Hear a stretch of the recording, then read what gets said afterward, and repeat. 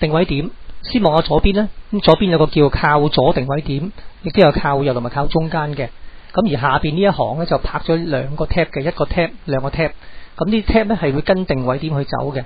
咁如果我哋喺上邊任何地方，譬如喺10個地方撳一下嘅話呢，就係加入咗一個定位點噶啦。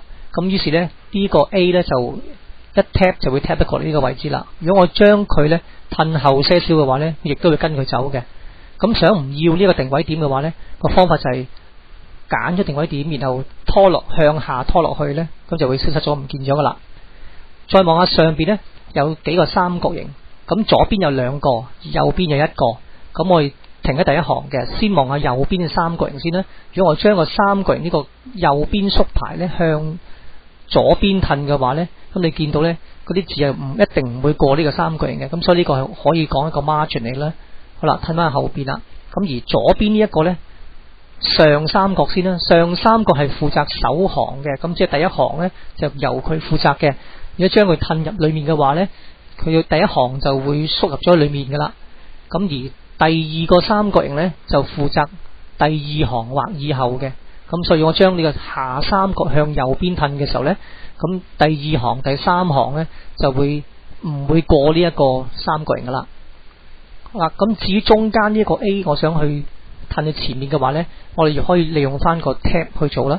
咁呢個 tab stop 呢個呢，靠咗定位點，你只要呢喺呢度撳一下呢，佢自然就會呢個 A 就會跳嚟呢個位置度噶啦。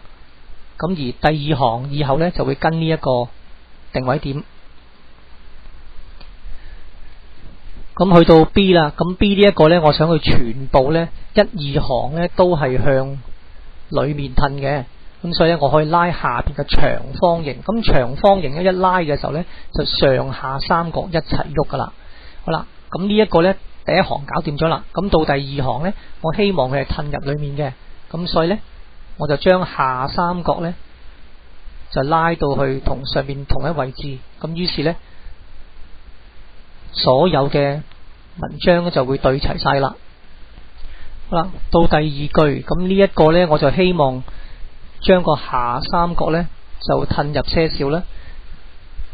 咁啊變成係咁嘅款噶啦。咁而最尾到10分呢一個呢，我希望一個靠右嘅 tab stop。咁所以呢，撳一下撳兩下，呢個係一個靠右嘅 tab stop 啦。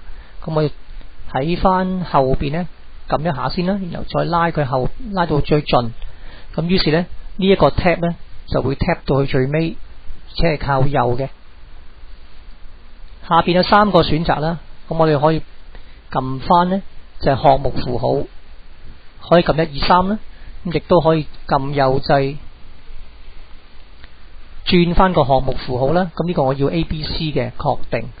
咁確定之後，你見到呢，佢係靠咗左邊嘅。咁我哋希望佢靠右邊嘅話呢，咁有個方法就可以呢，就撳呢個增加縮排嘅。咁啊撳到啱為止。咁當然啦，如果你想自己做啊，亦都得，你可以校翻啲三角形啦，加翻 tab stop 啦。咁譬如個 tab stop 我再校後啲，下三角校入啲，咁你隨便可以呢移動到佢個位置噶啦。